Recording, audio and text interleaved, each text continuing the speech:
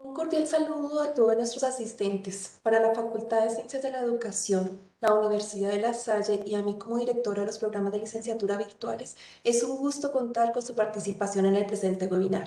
Queremos darle la bienvenida al doctor David Sánchez, agradeciéndole de antemano toda su valiosa participación en el webinar de esta noche.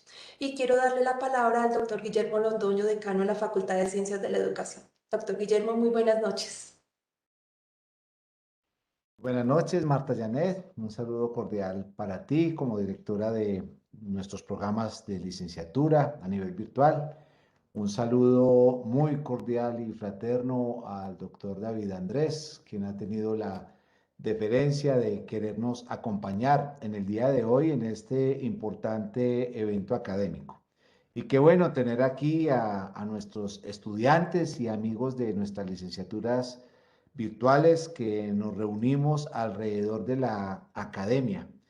Y qué bueno que entender que en este tipo de programas la academia no son solamente los módulos, no son solamente las tareas, los trabajos, sino este tipo de eventos académicos que nutren y que alimentan, valga la redundancia, pues todo nuestro proceso de formación y nuestras perspectivas. Y creo que el tema que nos trae el doctor David Andrés Sánchez es fundamental para nuestros programas de licenciatura, para las apuestas de las licenciaturas virtuales y para el contexto de quienes nos acompañan en estos programas de licenciatura. Nada más y nada menos que reflexiones investigativas y científicas en el aula. Ese subtítulo, doctor David, me parece genial. Competencias investigativas para jóvenes y maestros, la esperanza para la región y el país. Pues de entrada suena encantador, maravilloso, pero sobre todo pertinente.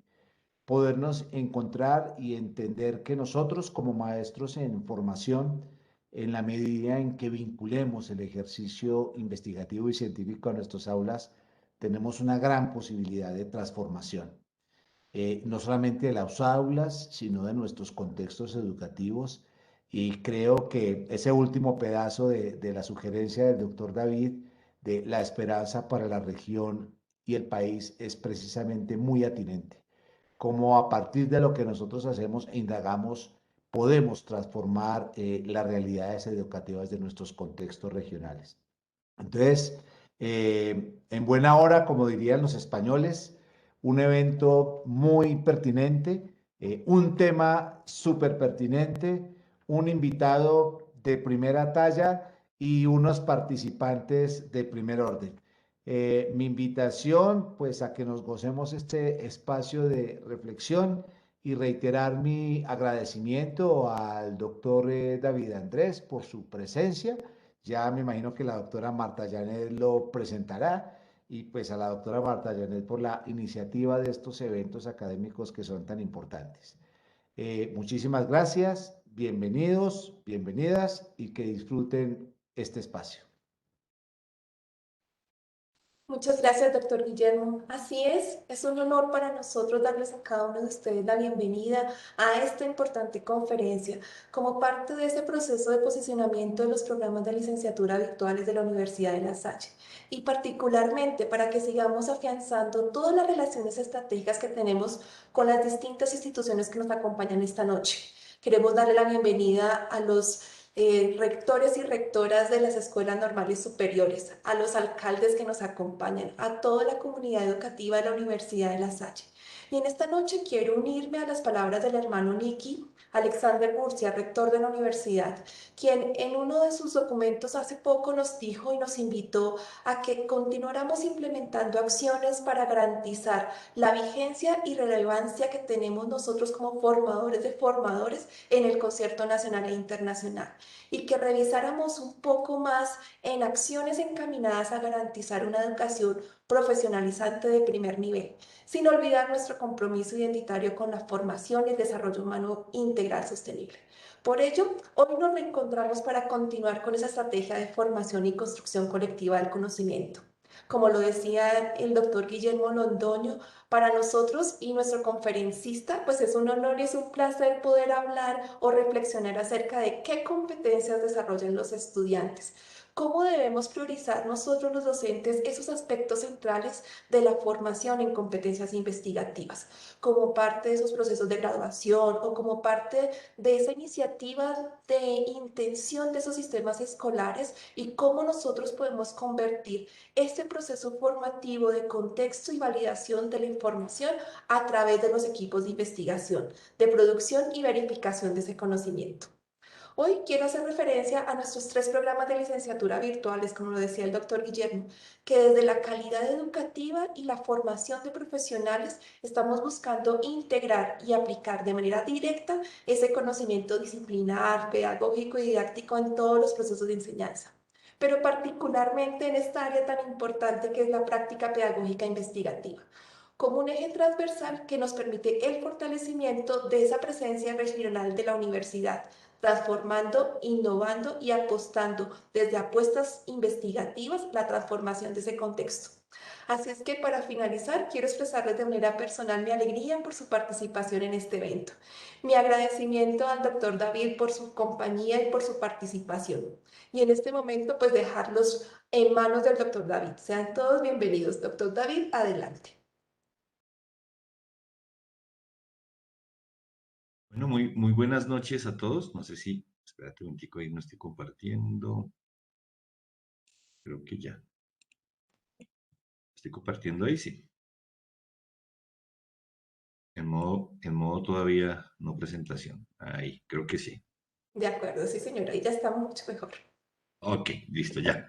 Muy bien. Bueno, muy buenas noches a todos. Buenas noches, doctora Marta. Al doctor Guillermo Londoño también muchas gracias por la invitación a la Universidad de La Salle por invitarme. Creo que es bien interesante este tipo de ejercicios, encontrarme con maestros en formación, para mí siempre será mi mayor agrado, licenciaturas en pregrado, particularmente la licenciatura de Ciencia Natural y Educación Ambiental, eh, básica primaria creo que también está, literatura y lengua castellana y con muchos profesores, rectores y gente que está interesado que viene desde las escuelas normales superiores.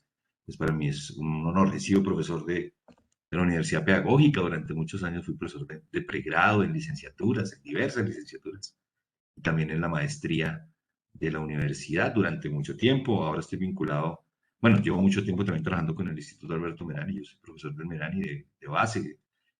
Al igual que muchos de ustedes, he trabajado desde primaria hasta la universidad. Yo he sido profesor en todos los niveles educativos, desde los ciclos iniciales hasta los ciclos propedéuticos.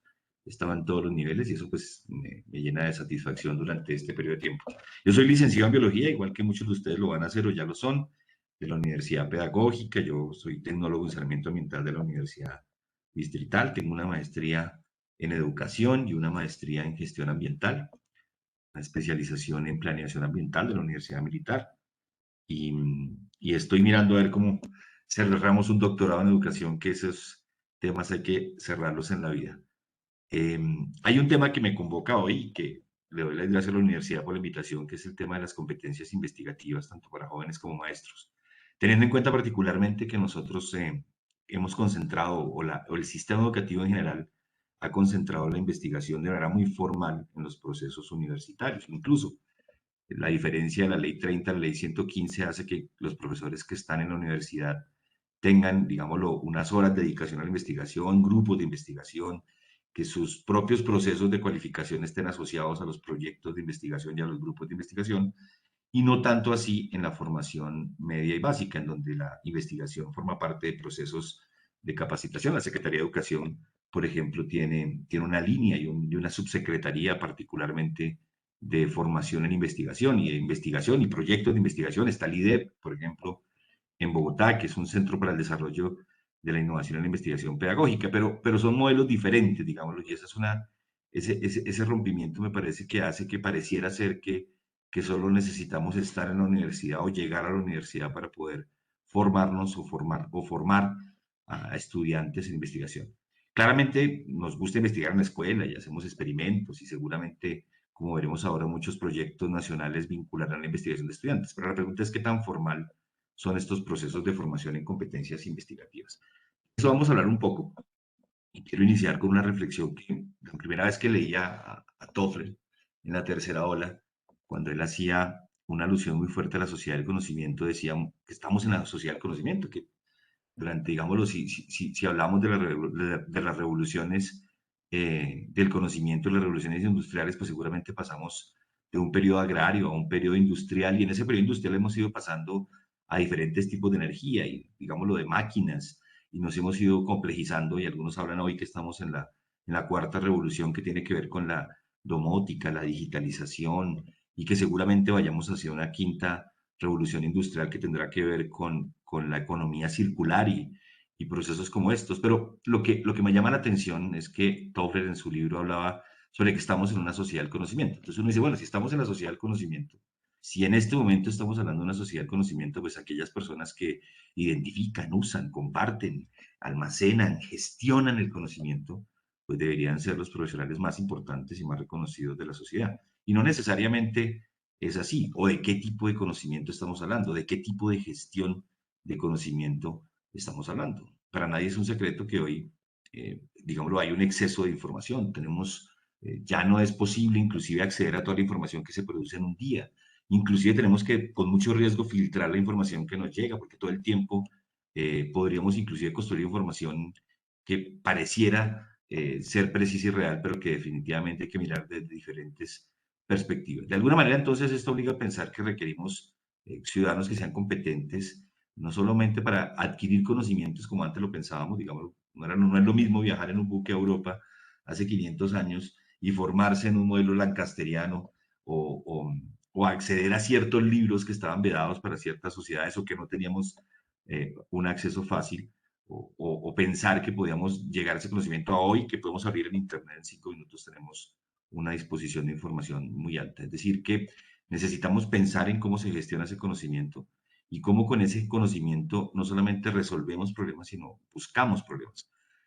Normalmente nos hemos centrado en la resolución del problema, como si el problema estuviera ahí para ser resuelto, pero parece ser que tendríamos que buscar unos problemas, que también podríamos privilegiar la forma de encontrar problemas donde otros no los ven, o aprovechar las oportunidades. En un momento de amenaza, una crisis puede resolverse en dos rutas, o en un fracaso o en una oportunidad. Y en ese orden de ideas, pues seguramente las tecnologías actuales y las futuras podrán ayudarnos mucho más a resolver ese conocimiento. Tobón, que es un experto en competencias, pues habla de eso, habla un poco de que las competencias del siglo XXI pues tendrán que estar centradas en gestionar ese conocimiento, en buscar resolver esos problemas. Es decir, que ahora, digamos, lo que hay una tensión entre lo que necesitamos hacer frente a sistematizar, adaptar, crear e incluso innovar con el conocimiento disponible, con el conocimiento que podemos procesar en algún momento determinado. Para ello, pues, obviamente requerimos diferentes tipos de competencias. A esas competencias las llamaremos transversales. Competencias comunicativas, por ejemplo, que permitan no solamente leer textos, sino leer comportamientos, poder decodificarlos, volverlos a codificar, extraer las ideas más generales, poder no solamente interpretar, sino también entender el contexto, la ideología, bueno, en fin, competencias de pensamiento, pensamiento que nos lleve de un pensamiento literal, sencillo, simple, hasta pensamiento crítico, complejo, eh, competencias ciudadanas, éticas, que nos permitan no solamente comprendernos a nosotros y a los demás, sino también comprendernos en la biosfera, comprendernos en una ecosfera como ciudadanos, ya no solamente planetarios, sino posiblemente interplanetarios, y en algún momento nos toque irnos de este planeta por exceso de abuso del mismo. Es decir, que no es suficiente que tengamos tecnología, ni es suficiente que tengamos acceso a la información, sino que necesitamos de alguna manera desarrollar las competencias y habilidades para que podamos acceder a esta información, a estos nuevos conocimientos. Entonces, digamos, de alguna manera se nos introduce una pregunta fuerte en la escuela, y es, ¿será que podemos con los estudiantes en los diferentes niveles del sector educativo, en los diferentes ciclos del desarrollo del sistema educativo a lo largo de todo el sistema, trabajar de manera diferenciada estas competencias que nos permitan acceder al conocimiento, pero más que acceder al conocimiento, producir, cuestionar, construir nuevos conocimientos? Y esa es la pregunta esencial a la que nos veremos abocados hoy en esta charla. Creo que se me bloqueó esto. Muy bien. Yo no tengo acceso ahorita al chat, pero entonces seguramente vi por ahí que que estaban escribiendo. Seguramente ahorita tendremos una sesión de preguntas y podamos hablar un poco más. Cuando yo empecé a hacer el doctorado, en la pedagógica, uno de los elementos que más me impactó, eh, después de pues, haber trabajado mucho tiempo en teoría, en pensamiento y en teorías del conocimiento, fue entender un poco cómo funciona tanto la espiral del conocimiento como la epistemología del conocimiento. Es decir, pensar un poco que la construcción de ese conocimiento pasa por saberes que son explícitos, saberes que son implícitos, tácitos y que requieren procesos, digamos, los diferentes procesos de interiorización, de socialización, de exteriorización, de combinación, y que de alguna manera forman parte de lo que constituye el conocimiento de un sujeto, de una sociedad, de una comunidad. En el individuo ese conocimiento, sea un niño, sea un adulto, pues va a tener una gradualidad en el desarrollo y ese conocimiento implica pues unos procesos, como decía David Ausubel, de romper ideas previas que siempre van a estar ahí, que es difícil romperlas, reestructurarlas porque no se rompen, se reorganizan, es decir, que se requieren unos procesos de lo implícito a lo explícito que permitan la interiorización, la incorporación del entorno al individuo, de elementos que están allí, pero que también implica la reconversión, la reorganización, la construcción de nuevas organizaciones, que permita luego ponerlo en discusión con otros y en esa discusión con otros reconfigurar nuevamente ese conocimiento que se va construyendo ya no solamente de manera individual, sino de manera colectiva en todo el tiempo, al mismo momento y finalmente lograr mostrarlo a entornos mucho más complejos. Eso forma parte de los procesos no solamente de construcción de conocimiento, sino también de los procesos de investigación. De alguna manera, en los sistemas escolares hemos creído que la construcción de conocimiento pues es pasiva, ¿no? Y que de alguna manera transmitimos conocimiento, incluso transmitimos la forma como podemos acceder al conocimiento. El constructivismo, de alguna manera, en un punto de manera ingenua, pensó que la investigación, si se repetía en la escuela, es decir, si jugábamos a ser investigadores, podíamos acceder al conocimiento. No basta con replicar el modelo de construcción de investigación si no tenemos unas estructuras que nos permitan entender cuál es el antes, cuál es el durante y cuál es el después de la construcción de ese conocimiento. Es decir, que de alguna manera esa explicación epistemológica de la construcción del conocimiento no obedece a una posesión del conocimiento, digámoslo, no es como decía Luis Nott y como también subiría en uno de sus textos que se llama precisamente Luis Nott, las pedagogías del conocimiento, la enseñanza dialogante, digámoslo, él plantea que hay unos modelos de autoestructuración, de heteroestructuración y de interestructuración, y que en ese orden de ideas los modelos de heteroestructuración plantean una mirada pasiva, ¿no? Que la construcción epistémica del conocimiento o la mirada ontológica de lo que es real o de lo que es verdad, pues se construye a partir de modelización externa, ¿no? De ejemplificación, de traspaso, de trasvase. Mientras que hay otros modelos que asumen que finalmente construimos el conocimiento a partir no solamente de unos desequilibrios, de interesaciones, combinaciones y demás, sino también de una epistemología que procede de la práctica, ¿no? De una práctica o de una praxis en términos mucho más, Merán inclusive, en un texto bellísimo, eh, lo trabaja, es un psicólogo argentino que lo trabajaba en torno de la praxis a la razón, planteaba la idea de que finalmente el poner esos conocimientos en ejercicio permite una reflexión sobre la acción, una reflexión inclusive que no es todo el tiempo explícita, sino que también es implícita, forma parte de unos elementos tácitos que están allí, que los podemos poner de manera activa para adquirir y transformar sobre todo ese conocimiento. Entonces, de alguna manera, estos componentes nos llevan a la idea de que es posible entonces en la escuela no solamente desarrollar las competencias que normalmente desarrollamos, que tratamos de desarrollar en los estudiantes, que buscamos lograr competencias transversales en comunicación, en pensamiento, en comprensiones humanas, en ética, sino también esas competencias específicas que desarrollamos a través de los diferentes áreas del conocimiento, como la ciencia, la matemática, las ciencias sociales, el arte, en fin, las diferentes competencias. Algunos dicen competencias equivalentes a habilidades, a destrezas, y creemos que sobre eso asumiremos una postura que es bien importante para comprender esto de las competencias científicas en el aula, investigativas en el aula. Esto se me está bloqueando. Bueno, muy bien, y ahora sí. Entonces, la consolidación de una cultura investigativa que logre generar autoconocimiento o un nuevo conocimiento autogeneradora, eh, que genere, digámoslo, algún elemento, entender que es necesario establecer una pertinencia social, pues lleva a puntos bien interesantes sobre, bueno, y cómo se puede hacer eso en países como los nuestros, ¿no? Países que todo el tiempo estamos viendo que la educación está atrás, que estamos lejos de lo que la OCDE determina a través de pruebas PISA, TIMSS, CERCHE, TERCE, bueno, todas las pruebas a las que Colombia accede y los diferentes países de América Latina, pues cómo acceder, cómo generar una cultura investigativa, una cultura autogeneradora de nuevo conocimiento. ¿Cómo lo hizo Singapur? ¿Cómo lo hizo Finlandia? Y uno dice, no, pues que Singapur está en ciertas condiciones, Finlandia está en ciertas condiciones. ¿Cómo lo hace Cuba, por ejemplo? ¿Cómo lo logra Cuba? Es decir, ¿cómo es posible que algunos países logren producir y generar una cultura generadora de conocimientos, producto de la investigación, que resuelva problemas de su entorno, y no solamente del entorno regional o global, sino también de un entorno nacional y local? Por eso el título también de este encuentro tiene que ver con esa esperanza que podría ser el desarrollar competencias investigativas para nuestros estudiantes. Yo he tenido la oportunidad en estos años de trabajo de acompañar, por ejemplo, a Colciencias en 3 iniciativas. Uno, el proyecto Enjambre, que se desarrolló en norte de Santander, en Cúcuta, que era la aplicación de Colciencias a los programas de investigación de jóvenes, es decir, que los jóvenes participaran con proyectos de investigación. Otro, el programa Gen Conciencia o Generación Conciencia, que se hizo también en Santander, ya no en norte de Santander. El proyecto Ondas, que se ha desarrollado en Bogotá.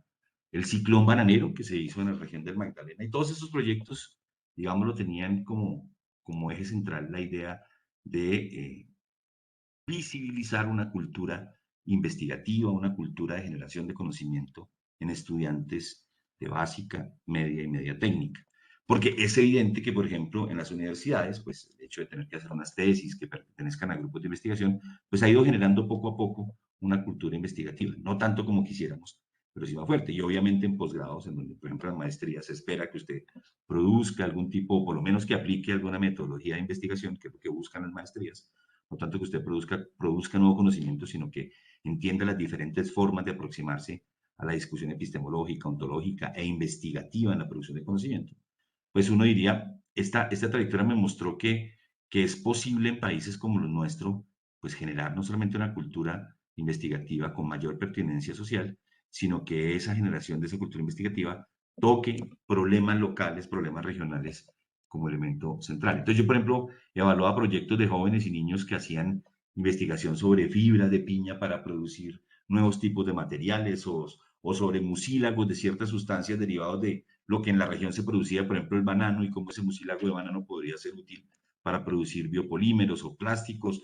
Digámoslo, hay diferentes rutas. En Colombia, digámoslo, esas rutas han estado centradas en líneas de investigación en los colegios, en energía, ambiente, sostenibilidad. Otras, no necesariamente en el orden de las ciencias naturales, sino en las ciencias sociales que tienen que ver con cultura, sociedad, democracia, preocupaciones sobre este tipo de ideas.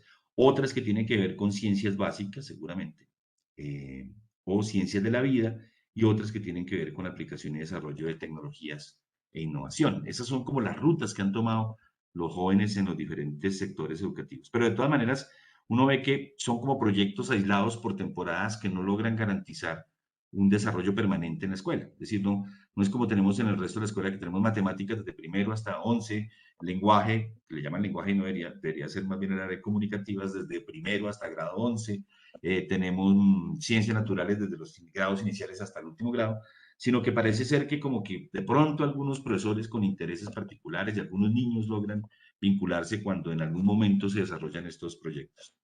Siempre me cabe la pregunta, ¿cómo Cuba, por ejemplo, un país que ha estado bloqueado, que tiene tantos problemas de orden económico, pero que logra desarrollar investigación? Cuba, por ejemplo, ahorita tenía de la lista de países que ustedes ven al lado 4 propuestas distintas de vacunas para el COVID. No había otro país en América Latina, ni siquiera Brasil, que es uno de los países que han llamado, digámoslo en este momento, de modelos emergentes fuertes, desarrollo de vacunas. Es decir, no había ese desarrollo de conocimiento tan alto, y eso que Brasil podría reconocerse y Chile podría reconocerse como países igual que México, que pueden generar conocimientos, y Argentina, en ciertos sectores de la producción, tanto social como de las ciencias naturales. Entonces viene la pregunta es, ¿qué han hecho estos países, qué han hecho estas regiones que logran que una buena parte de su población no solamente tenga un buen nivel cultural, sino que tenga una cultura de alguna manera de generación de conocimiento y de investigación? ¿Cómo esto se metió en el sistema educativo? ¿De qué manera esto se vincula en las prácticas cotidianas de maestros y estudiantes de tal manera que se genere una cultura de la investigación y una cultura de la producción de conocimiento. Esto se bloquea, ok. Aquí me faltó una gráfica y no sé por qué. Un momento. Segundo, porque aquí algo está pasando con esto. De tener imágenes.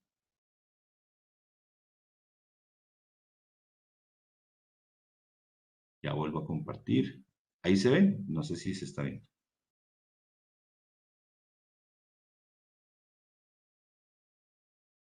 Ahí se ven, ahora sí. Sí, señor, la Ok. vemos muy bien. Ahí se ve bien. Me sentí solo por un segundo. Entonces, aparece la idea de una educación en una sociedad del conocimiento, pues tendría que ser eso, ¿no? Una educación que nos acerque a una sociedad del conocimiento. Y vuelvo a una idea inicial. Si ya no somos una, comillas, comillas, muy comillas, ojo con esto, una sociedad agrícola que depende de una producción en físico y si no, pues, pero Colombia en su mayoría es una sociedad agrícola. Sí, podemos ser agrícolas, podemos depender de que nuestros estudiantes salgan directamente a trabajar el campo y que se queden en la parte física, fuerte, de labrar la tierra, o podemos también tratar de que estos jóvenes en diferentes niveles del sector educativo, además de lo que lo hagan, porque digámoslo, forma parte de unas necesidades locales, puedan producir y gestionar conocimiento a partir de allí. Ya no somos una ciudad agrícola, digámoslo en términos generales, estamos en un proceso de industrialización, muy seguramente atrás, adelante de otros países, pero podríamos al mismo tiempo desarrollar un conocimiento que sea propio, que se pueda desarrollar en las condiciones actuales. Una sociedad, para que esa sociedad del conocimiento se desarrolle, pues es clave, por un lado, la investigación, por otro lado, la autogestión, que de autogestión no tiene mucho, se requiere mucha cogestión. Para que la autogestión se desarrolle, tenemos que desarrollar en las personas la capacidad de autogestionarse y del aprendizaje autónomo, que autónomo también implica pues un acompañamiento directo. Eso de autónomo no quiere decir que es suelto, sino que hay que desarrollar la idea de que las personas pueden aprender a aprender en un proceso global, lo que implica que la educación local y global pues debe formar a estos ciudadanos en estas competencias. Y lo que implica de alguna manera también es que estos espacios académicos cada vez son menores, sobre todo en los sistemas de media básica y técnica. No tenemos sistemas de formación en investigación, no hay impacto de estos sistemas de formación de investigación en estas competencias, particularmente en los procesos iniciales de básica y media, porque muy seguramente los sistemas educativos están preocupados por desarrollar otro tipo de competencias que también son necesarias y que llamamos competencias transversales. Un poco más se hace arriba a nivel universitario en lo que llamamos los ciclos propedéuticos, pero aún así son pocos los espacios que se desarrollan explícitamente que permitan a los estudiantes aprender y ser conscientes de ese aprendizaje. Estas competencias pues, van a ser necesarias en una sociedad del conocimiento para aprender, para adaptarse, para crear, para innovar sobre el conocimiento. Y ese conocimiento se convierte en una cosa que es muy importante en los países que han logrado dar el salto. Singapur hace 15 años era muy parecido a Colombia, un país extractivo, rural, agrícola, con un nivel educativo no tan alto y hacen un cambio, una revolución hacia el conocimiento como capital central, el conocimiento como capital estructural de las organizaciones, las naciones y las regiones. Y cuando hablamos de eso, pues hablando de que ese capital intelectual está asociado a un capital humano, a un capital relacional, a un capital estructural y a un capital tecnológico. Estos capitales son intangibles, pero son muy importantes para el desarrollo de una sociedad del conocimiento, para la gestión del conocimiento y para lo que llamamos una ventaja competitiva de manera sostenible a largo plazo. No podemos seguir dependiendo únicamente de industrias extractivas y de producción de bienes, cuando todos los países que están en desarrollo pues están trabajando en los servicios y particularmente en el conocimiento que está asociado a la transformación de los bienes en servicios y en otro tipo de elementos. Ese capital humano pues tiene que ver con eso, con desarrollo de competencias investigativas. Ese capital humano está asociado con el desarrollo de destrezas, si se quiere, habilidades, tanto generales como específicas de las diferentes poblaciones. Ese capital estructural tiene que ver con los productos en distintos momentos del desarrollo de ese capital humano, esas competencias para poder desarrollar contenidos nuevos, ideas nuevas. Por ejemplo, podríamos estar viendo niños en algunas partes del mundo, como lo he visto en Cuba y lo he visto en algunas partes de Europa, en donde sus sistemas de trabajo en ciencias naturales y sociales permiten inclusive encontrar especies nuevas o elementos nuevos para la industria que luego son retomados por otros grupos de investigación y siguen su cadena hasta volverse elementos técnicos que son publicados en revistas especializadas. Es decir, productos culturales derivados de esos procesos de investigación.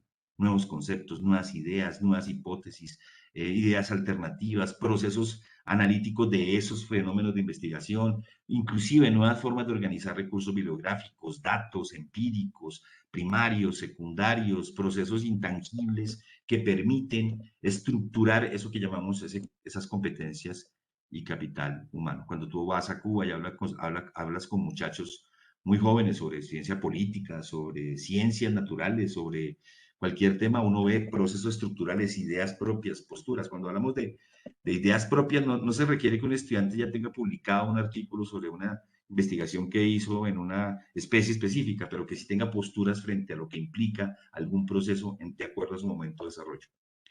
Un capital relacional, se denomina ese capital relacional el hecho de que se establezcan nodos, conexiones.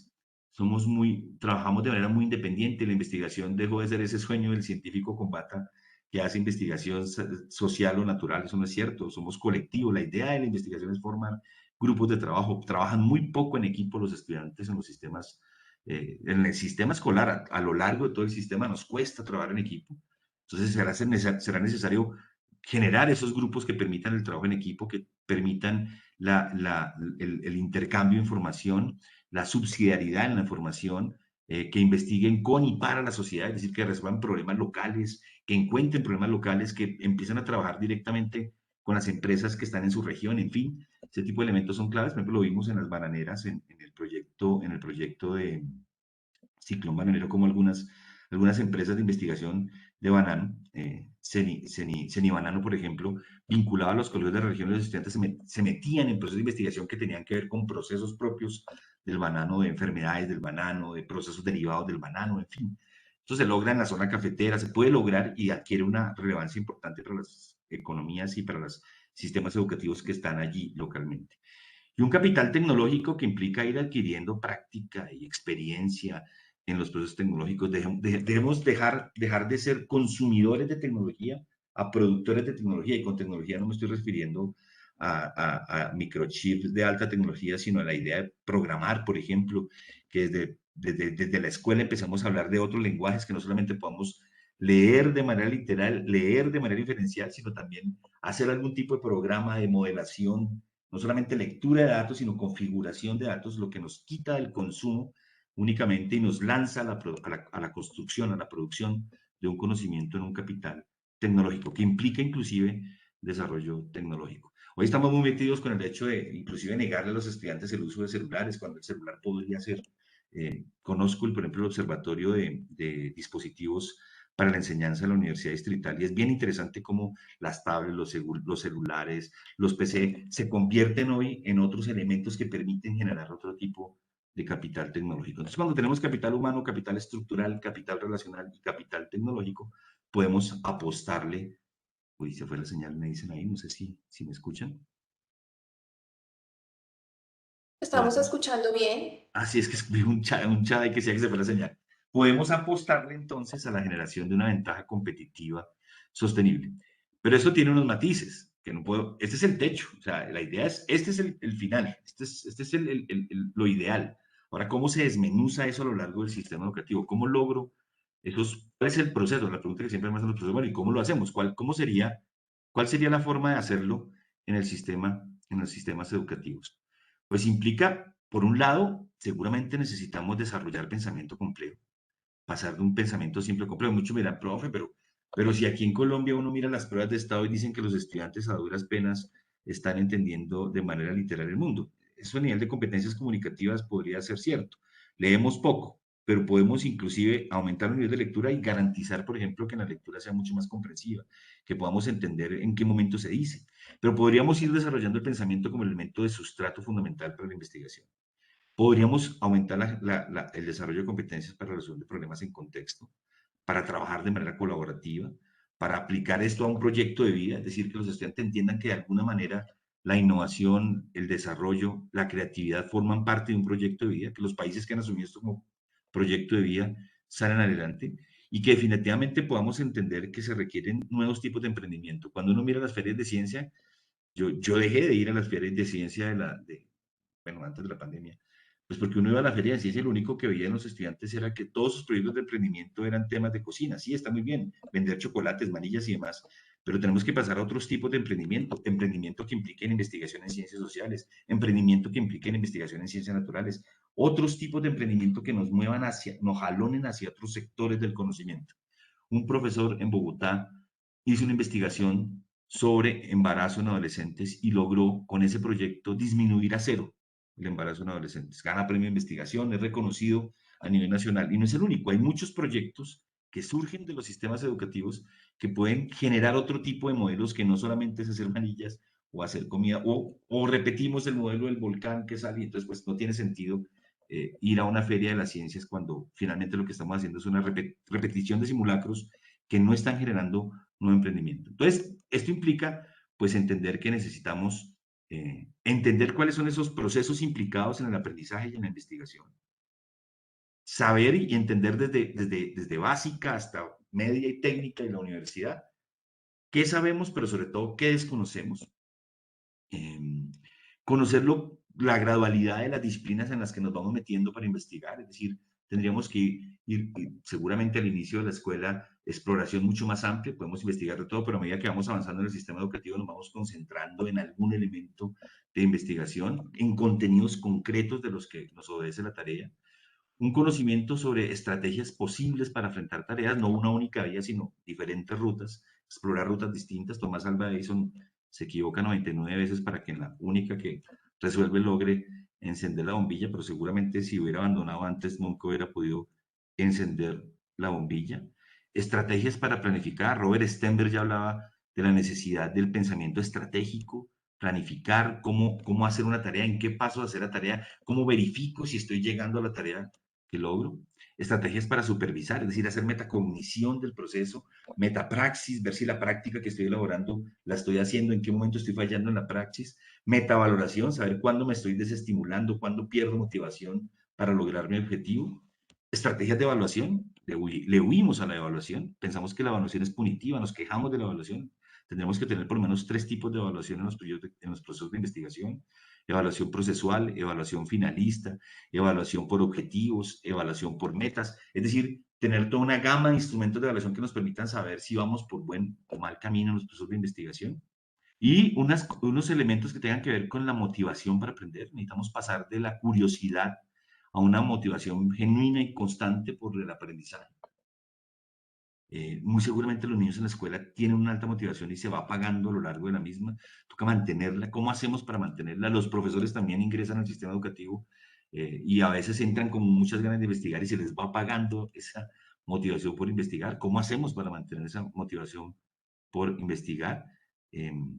Una curiosidad muy alta por necesidad de aprender, una necesidad de logro llamada Stenberg, otro de los teóricos bien importantes sobre el desarrollo de las competencias en los grupos humanos, que además no se forma en la escuela, sino que tiene que ver con procesos de la personalidad, cómo la escuela puede seguir nutriendo esos procesos de la personalidad. Un elemento fundamental que es sentirse y ser protagonista tanto del proceso como el resultado de investigación y de autoaprendizaje y de aprendizaje que hace posible llevar a cabo las investigaciones y tener una percepción muy alta de autoeficiencia y de autoeficacia que genera confianza en sí mismo y evita una cosa que es bien interesante, que es la trampa de la suficiencia, creer que ya es, que ya está, que porque hice un pedacito lo logré, o la otra, pensar que siempre es imposible y que no se va a lograr, que hace que se abandone la tarea. Si ustedes ven, pues son varios elementos los que hay que tener en cuenta, pero son bien interesantes porque podemos como concentrarlos. Y ahorita veremos un poco cómo.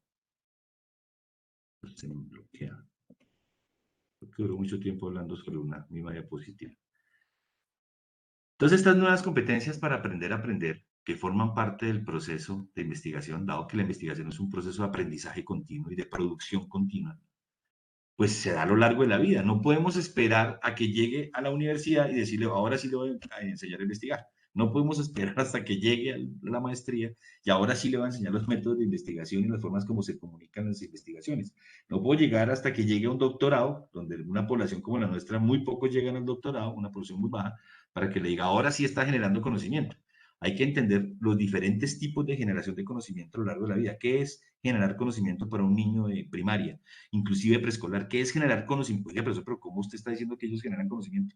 Si yo estoy todavía en la idea de que no transmitimos conocimiento, pues nunca va a haber generación de conocimiento. Pero si tengo presente que el conocimiento es una co-construcción, un correlato entre dos sujetos activos o dos entidades activas que se encuentran en un espacio educativo, que es un docente, un estudiante, un grupo docente, un grupo de estudiantes, y que a partir de allí hay un resignificado, ese resignificado, esa reconstitución del conocimiento, es un producto. Entonces ese producto puede tener diferente valía en un momento del aprendizaje. Puede que ese conocimiento que genera un niño no necesariamente vaya a ser publicado en una revista científica, cosa que no es tan cierta, les mostraré ejemplos donde sí se hizo. Pero puede ser que ese niño solamente con ese sentido de reconfiguración para él y para su comunidad inmediata de un conocimiento que creía de cierta manera. Recuerdo muchísimo el texto del Premio Nobel de Física de Feynman, cuando dice cómo fue que se aproximó por primera vez a la ciencia y relata que estaba viendo con su padre unos pájaros acicalándose las alas y que el padre le pidió una explicación de por qué los pájaros acicalaban las alas y él muy evidentemente, de una manera muy lógica, dijo que seguramente lo hacían para ajustar las alas para el vuelo, que seguramente cada vez que volaban las alas se desajustaban para el vuelo. Feynman, tiempo después, encontró en una investigación posterior, ya grande, que las alas no hacían eso para ajustar las alas para el vuelo, sino que quitaban los piojos que estaban en ellas y que se alimentaban a partir de ellas. Pero lo evidente era lo del vuelo y las alas, lo que quiere decir que Feynman decía, es necesario reconfigurar lo que sentimos. De niño hubiera sido muy interesante encontrar esa respuesta, seguramente me hubiera vuelto no físico, sino biólogo, pero Feynman luego se gana un doctorado, un premio Nobel en física, y luego escribe sobre la enseñanza de las ciencias que me parece bien interesante. Entonces, ocurre a lo largo de la vida, es permanente, y hay productos en distintos contextos, ocurren en lugares formales, en informales, eh, y supone que de alguna manera tendríamos que estar desarrollando competencias, uno sea para iniciar, dos para organizarnos y tres para persistir en eso que llamamos el aprendizaje, la investigación y la capacidad de desarrollar. Yo aquí me emociono, ahorita miraremos un poco sobre estos elementos.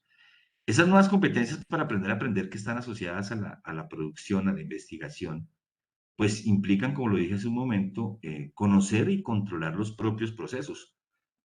A mí me sorprende cuando yo veo a mi hijo de 12 años y a los primos jugando con juegos de video. Yo me acuerdo que a esa edad, 12 años, yo me la pasaba en la piscina en vacaciones, no salía, no salía a la piscina. Me parecía espectacular estar en una piscina o en el mar, bueno, donde fuera. Y ahora uno ve estos chicos metidos todo el tiempo en la tecnología y uno se molesta, ¿no? Uno dice, están perdiendo el tiempo, en fin, hay muchos prejuicios acerca de eso. Pero cuando me las di de profesor, le hice una pregunta sobre, bueno, ¿y en qué andan? ¿No? Estamos en el nivel tal del juego, nivel 1 o 2 del juego, y vamos a pasar el tercer nivel. Entonces les pregunté, qué bueno, ¿y cuántos niveles son en total? 10. Yo le digo, uy, ya les falta harto. Seguramente entonces me miraron así como si no comprendiera el juego. Y les dije, bueno, ¿y quién es el duro? ¿Quién va a llegar a nivel 10? Entonces me responde mi sobrino, me dice, no, tío, no vamos nunca a llegar a nivel 10. Este juego tiene que morir más adelante. Nos toca jugar otro juego porque no hicimos una tarea. En el nivel 1 tocaba tomar unas armas, llevarlas a otro punto y esconderlas para que la princesa no saliera. Y bueno, existía conciencia plena de lo que tenían, de las habilidades que tenían, para luego resolver otros problemas más adelante. Yo quisiera saber si esa conciencia plena la tienen los jóvenes en el sistema educativo. ¿Será que si ganan en conciencia plena de cierto grado de habilidades para enfrentar lo que le falta, cambiaríamos un poco esto de conocer y controlar los propios procesos de aprendizaje? Eso es bien interesante y lo hemos logrado en alguna medida. Trabajo con jóvenes durante algunos años, por ejemplo, en el desarrollo del pensamiento o en el desarrollo de las habilidades comunicativas, hace que en la escuela nos hemos acostumbrado a que vemos leer un muchacho de corrido y ya, se gradúa leyendo de corrido. Pero ¿qué tal que un estudiante sepa que no solamente puede sacar inferencias directas, sino inferencias indirectas? Que sepa que es una inferencia indirecta y una indirecta. Y que luego entienda que además de las inferencias indirectas e indirectas, puede entender el contexto en el que el autor habla. Y que ese contexto depende si es joven, si es mayor, si está en guerra, si no está en guerra. Y que luego, además de eso, pueda entender la ideología que está detrás del autor y pueda tomar distancia. Si él entiende eso y ve que los demás lo tienen o no lo tienen, sabe que tiene una herramienta fundamental en la comprensión. Mire que no estoy hablando de investigación. ¿Ustedes se imaginan si uno tuviera esa capacidad de conocer y controlar sus propios procesos de aprendizaje? Y si empezamos desde muy jóvenes, esa sería una característica esencial para desarrollar la competencia investigativa. Aprender implica también ajustar los tiempos y las demandas de las tareas y las actividades. No me puedo quedar observando pájaros todo el tiempo, tendría que poner un tiempo para luego escribir, dibujar, un poco lo que hacían los naturalistas cuando determinaban ciertas horas a la observación y otras a las narrativas o al dibujo, que les permitía, digámoslo, describir en esa mirada naturalista inicial, o lo que permitía luego calcular y llegar como a un límite de cálculos para poder sacar hipótesis y leyes en otro modelo, digámoslo, en el modelo mecanicista, en fin. Es decir, necesitamos ajustar tiempos, saber cuánto una tarea nos puede demandar, cuándo esa tarea ya está sobredemandada y no podríamos desarrollarla. Es decir, incluso saber cuándo retirarnos de una tarea que nos desborda. Eso podríamos desarrollar en la escuela y tenemos dos elementos fundamentales para las competencias investigativas. Y además aprender a ser eficiente, autónomo. Esta palabra no nos gusta en la escuela. Eficaz, eficiencia, pareciera que viene de un modelo de la organización, pareciera que viene de un modelo neoliberal. Bueno, hay muchas observaciones que se le hacen a estas preguntas. Yo recuerdo cuando yo jugaba fútbol, que yo sabía que entre más entrenaba, pero también entre más analizaba los juegos, pero entre más jugaba, me hacía más eficiente a la hora de hacer pases. Creo que incluso todavía se mide un jugador que no hace goles y que puede durar varios partidos sin hacer goles, pero le cuentan cuántos pases directos, indirectos, cuántas asistencias. Quiere decir que detrás de eso hay como una serie de elementos que no es solamente un producto final, sino que hay unos procesos que determinan que aunque no logres, por ejemplo, meter un gol, no logres un producto de investigación, los procesos que te llevan tarde o temprano te van a llevar hacia allá. Esa es un poco como la ruta de estos elementos. Implica pues entender que hay otras maneras de atender esas necesidades en la escuela y está de alguna manera invitando a cambiar la forma como lo hacemos en los sistemas escolares.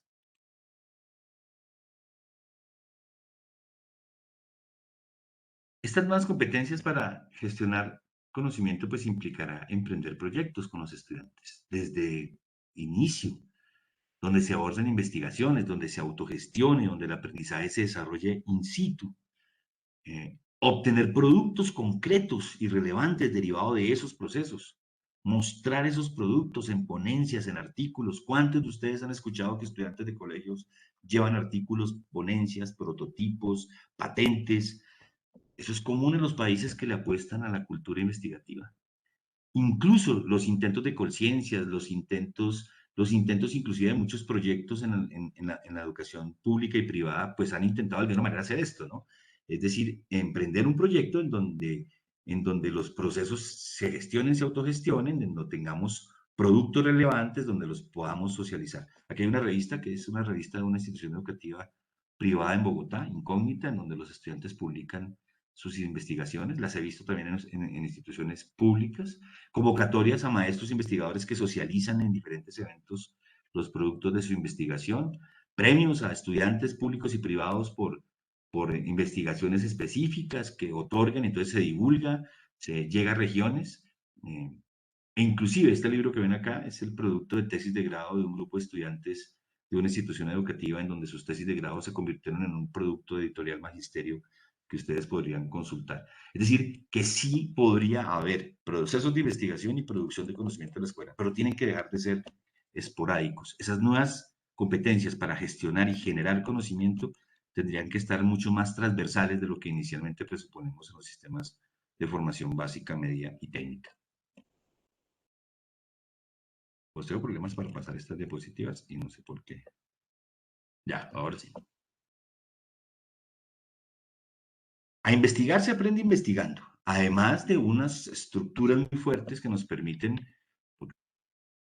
en el error de Bacon, de ir a observar la naturaleza desprovisto de cualquier modelo para intentar entenderla. Seguramente nos encontramos ante un hueso de un dinosaurio y por no conocer que eso es un hueso, creemos que es una roca y la partimos para buscar el hueso que está dentro. Pero investigar tiene una gradualidad. No es casual que esté ese texto de los colibríes desaparecidos. Hace muchos años yo participé cuando estaba haciendo una maestría en meteorología en la Universidad Nacional de Colombia y tratando de hacer investigación científica sobre cambio climático, seguía mi vocación por la docencia porque yo era profesor del Merani en ese entonces y me vinculé con un proyecto muy bonito que se llama el Proyecto GLOB, que era una iniciativa de la NOAA y de la NASA para desarrollar competencias investigativas en ciencias naturales en estudiantes alrededor del mundo. Y encontré, por ejemplo, con sorpresa que ellos ya le estaban apuntando, si ustedes rastrean esos libros, Misterio de los Colibríes, van a ver que hay competencias investigativas desde jardín, primaria y secundaria. Este es sencillo porque este es para primaria, pero uno podría encontrar guías de desarrollo de investigación, inclusive observación meteorológica con estaciones meteorológicas para grados 9, 10 y 11. En fin, es decir, tienen toda una estructura para no solamente ir desarrollando contenidos de las áreas de la ciencia, sino que durante el proceso vayan investigando y generen conocimiento. Tanto así que el proyecto GLOB, vinculado a la NOAA, promovía que los estudiantes registraran los datos de sus investigaciones en una página de la NOAA y esos datos se incorporaban a los datos que los científicos en el mundo estaban produciendo. Imagínate para un estudiante de cualquier colegio, en cualquier zona rural del mundo, en donde su profesor lograra montar con ellos un equipo de investigación, que sus datos entraran a una red global y que pudieran ver luego representados sus datos allí, que supieran que su dato tenía que ser juicioso, en este caso, en el caso de las ciencias naturales, pues porque de él dependían otros conocimientos, pues es bien interesante. Es decir, producir con productos relevantes, con cosas que solucionen problemas locales. Alguna vez nos fuimos por el Valle del Cauca, con Angelino Garzón, era gobernador del Valle del Cauca en ese momento, y estábamos trabajando con municipios no certificados, y queríamos desarrollar talento científico y tecnológico en esos municipios no certificados. Y todos los chicos y los profesores, bueno, la mayoría querían hacer investigaciones de cosas que no eran concretas. Dijimos, no, pues aquí hay caña de azúcar, investiguemos sobre caña de azúcar. Y nos fuimos metiendo hasta que algunos muchachos encontraron, por ejemplo, usos alternativos de las fibras de la caña de azúcar para la industria caña, bioenergía a partir de caña de azúcar, y algunos de ellos se publicaron en la revista de la Universidad del Valle. Quiere decir que esos productos tienen que ser concretos, relevantes y que tienen que estar asociados a algo que ellos puedan resolver en un contexto real. Esa otra guía que ven ahí es Expedición Ondas. Ustedes pueden rastrear las guías que diseñó Colciencias para grupos de investigación. En esta guía, por ejemplo, de ondas, se hace recuento de aves, se hace recuento de insectos en fórmulas, en sistemas como los utilizan los que hacen investigación en este grupo de organismos. Y entonces los estudiantes de los colegios que participaban en estos proyectos de Expedición Ondas, pues sabían que estaban produciendo, o por lo menos registrando de manera juiciosa, lo mismo que haría un observador en un centro de investigación. Y la gráfica que ven abajo, pues es como Colciencias de alguna manera en Colombia y en el resto de América Latina, porque es una política global, pues reconoce la investigación básica, la investigación aplicada, el desarrollo tecnológico, la innovación y el apoyo a la producción competitiva. Si ustedes ven ahí, no dice que tiene que ser en la universidad. Hemos creído nosotros que esto solamente ocurre en los procesos de investigación, porque se le pide a los grupos de investigación para la clasificación A, B y C, pero esto es investigación básica, yo puedo hacer en el colegio. Investigación aplicada también la puedo hacer en los sistemas educativos de media técnica. Desarrollos tecnológicos, evidentemente, a partir de cierta edad, pero cada vez más se mete en la escuela, por ejemplo, la idea, cada vez los niños tienen más acceso a tecnologías, a modelos de programación, Duolingo, por ejemplo, a programar, a robótica desde inicio. Entonces, podrían ya estar haciendo algunos desarrollos. Innovación, digamos, lo podríamos estar trabajando con grupos desde primaria hasta bachillerato en procesos de innovación y vincularlos con las empresas del sector que permitan solucionar problemas o crear nuevas formas de ver, pues también es posible, no solamente a nivel, porque tenemos que esperar hasta la universidad para que sea así. Es decir, desarrollar aspectos conceptuales en proyectos reales, aplicar metodologías y planear proyectos para que se presenten a convocatorias, por ejemplo, sería muy interesante en los colegios. Investigación y publicación de esos productos concretos. Creo que lo que más favorece las competencias investigativas es que los estudiantes vean reflejados sus esfuerzos, no solo en una nota de un bimestre, de un semestre, sino que lo vean reflejado en productos concretos que puedan mostrar, que puedan luego acceder y que continúen en el proceso más allá del tiempo en el que están en un curso, que sean mucho más transversales a las instituciones.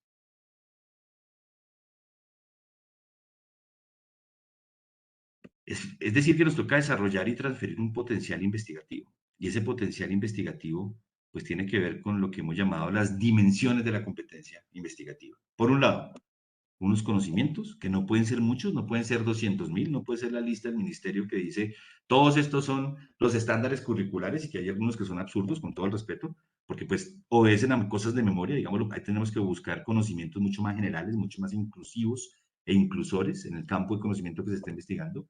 Praxis, que no puede ser todas las praxis, sino unas muy concretas en un cierto momento del desarrollo.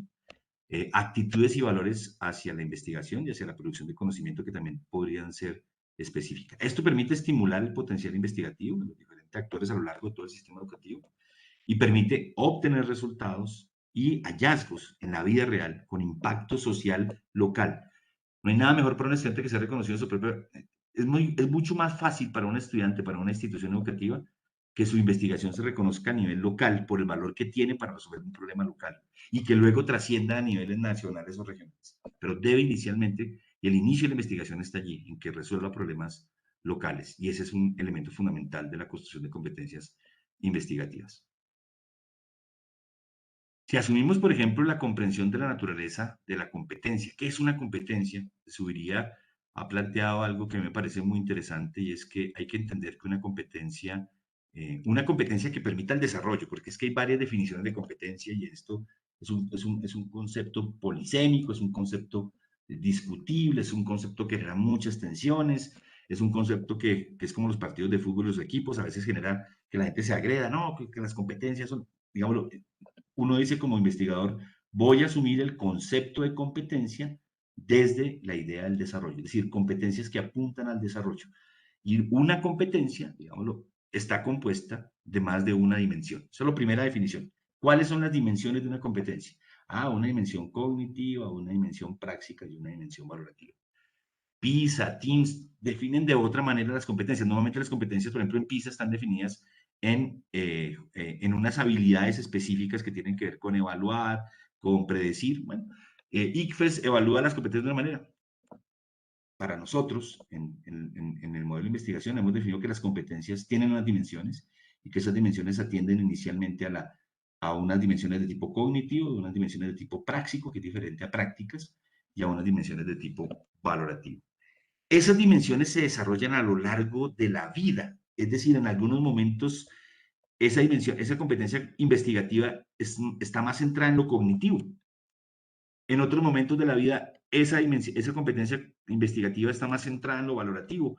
O en algunos momentos de la vida, esa competencia, esas dimensiones de la competencia investigativa está más centrado en la praxis. Lo que tenemos que identificar es que las tres dimensiones o las cuatro dimensiones a las que definamos son una estructura en conjunto que tiene diferencias cualitativas y cuantitativas en sus relaciones y en su desarrollo, pero que están evolucionando o desarrollándose las tres con procesos diferenciados. A eso le llamamos disincronía, según Charles de Razier, que ocurren a lo largo de la vida de manera distinta. Por ejemplo, esas tres dimensiones en una competencia investigativa en los grados iniciales de preescolar y primaria, pues será buscando que en lugar de investigadores volvamos indagadores o se desarrolle la indagación como elemento fundamental.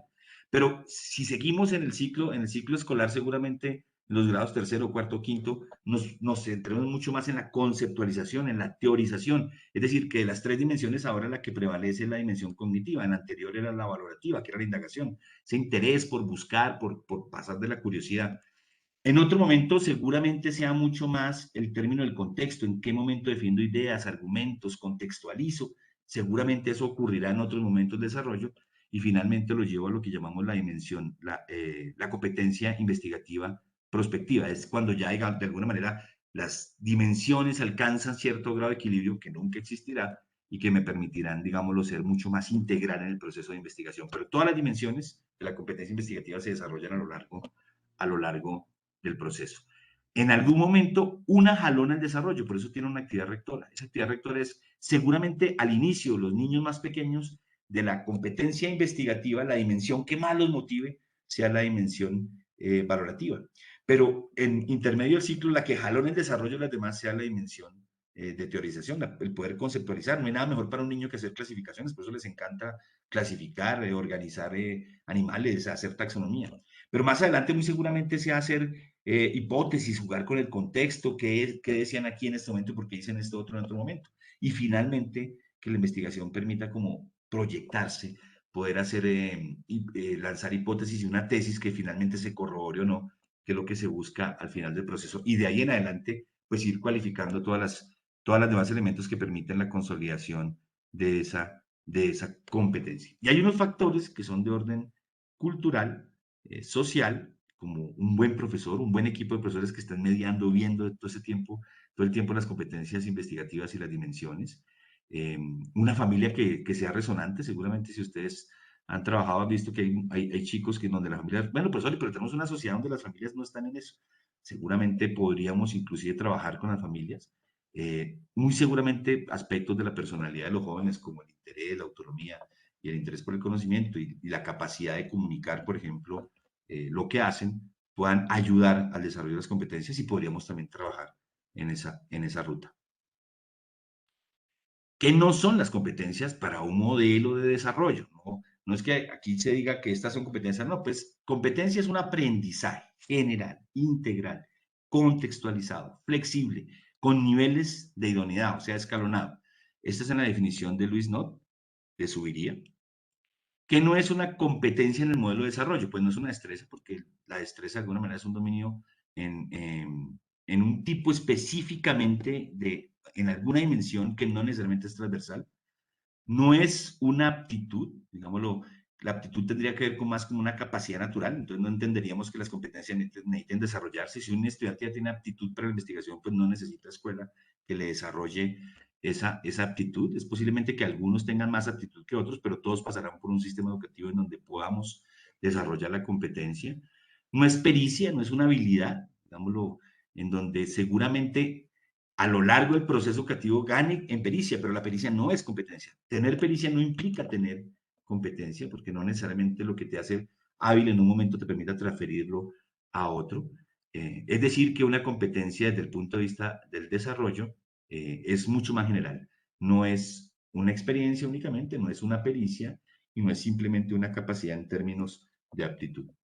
Siguiendo con este autor, una competencia pues implica ser general, como las competencias, digamos, una idea se desarrolla en procesos de pensamiento, argumentación, de comunicación, ser contextual, ocurre en un momento determinado, en un contexto determinado, ser integral, como le dije hace un momento, de diferentes aspectos, ser flexible, que la puedo utilizar una vez tengo el dominio de la competencia, puedo cambiarla en diferentes sectores y tiene niveles de idoneidad, quiere decir que se gradualiza su complejización en el desarrollo. Esa sería una competencia vista del desarrollo humano, tal y como plantea su idea. Para ejemplificar esto, digámoslo, aquí tendríamos otra vez la espiral, por ejemplo, de la dimensión epistemológica y la dimensión ontológica, cómo esta espiral va complejizándose en el tiempo a través de los procesos de asociación, de socialización, de exteriorización y de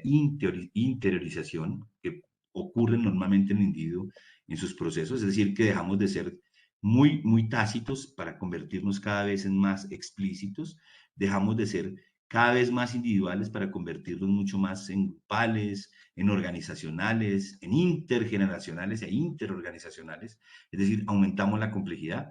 Esto implica que si una competencia investigativa tiene dimensiones, áreas, supongamos que más de 3, cognitiva, una dimensión práctica, una dimensión valorativa, una dimensión social, las que ustedes quieran, pues va a sufrir unos procesos desde el individuo, que inicialmente puede o le permite predicar del mundo, comprenderse inclusive a sí mismo, hablar de manera literal, efectiva, explorar, que luego le permitirá cognitivamente aprender de otros, comprender culturalmente elementos que son más generales, hacer otro tipo de satirización, ya no del conocimiento de sí mismo, sino satelizarse hacia la cultura, o que le permita en otro momento del desarrollo, si ustedes miran esto, esta primera parte de la dimensión de la competencia investigativa podría ser fácilmente desde 0 grado hasta tercero de primaria, en un modelo de escuela básica. Este podría ser de tercero, por ejemplo, a sexto, de tercero de primaria a sexto de bachillerato, y esta podría ser, por ejemplo, de sexto, séptimo a noveno, y esta finalmente a 11 hasta que se consolida y finalmente el sistema permite que él vaya, ojalá, a la universidad. Si esto ocurriera en los sistemas de educación media y básica, ya tendríamos una población mucho más alta que podría acceder a los sistemas educativos. Es decir, que se complejiza a lo largo del desarrollo educativo. Las competencias investigativas son, al igual que las de pensamiento, que las comunicativas, que las competencias éticas o de comprensiones humanas, son competencias transversales, es decir, son generales. Es decir, atañen a procesos distintos del desarrollo de los individuos y pueden ser mediadas por la escuela de manera diferenciada a lo largo de todo el proceso educativo. Eso es lo interesante de las competencias investigativas, al igual que las otras competencias transversales. Entonces, supongamos que esa competencia tiene unas dimensiones. Entonces, volviendo a esa idea del capital humano, del capital estructural, del capital tecnológico, del capital relacional, digamos, la competencia investigativa tiene dimensiones y los profesores podemos pensar en cómo desarrollamos esas dimensiones a lo largo del proceso. Entonces, supongamos que solo vas a entrar en la dimensión comunicativa, cognitiva en este momento. Entonces, primera dimensión de la competencia investigativa. Tiene una dimensión cognitiva. Entonces, si yo quiero desarrollar esa competencia en los cursos iniciales en la escuela básica, pues trato con los estudiantes de que exploren, de que afinen su percepción, de que logren generalizar, de que logren clasificar, por ejemplo. Entonces, por ejemplo, un estudiante dice, eh, mi papá está bravo conmigo porque hoy me regañó. Entonces uno le pregunta, o mi papá es bravo porque hoy me regañó. Entonces, un ejercicio con un niño. Entonces uno le dice, bueno, ¿tu papá te regaña todos los días? No. Entonces, ¿en qué días te regañó? Hoy. Entonces, si la semana tiene 7 días y porque un día te regañó, ¿puedes decir que es bravo todo el tiempo? No. Entonces, arrancar con procesos de generalización, con procesos de exploración, es muy interesante en los más jóvenes. Y ahí empieza el proceso, es decir, en una dimensión cognitiva, en los 3 primeros años de la vida escolar de un estudiante, yo podría trabajar, por ejemplo, a nivel cognitivo únicamente, que esté armando nociones, que esté armando proposiciones, que llegue a generalizaciones, que llegue a exclusiones de esas generalizaciones. Miren que solo estoy mirando la dimensión cognitiva en los primeros procesos.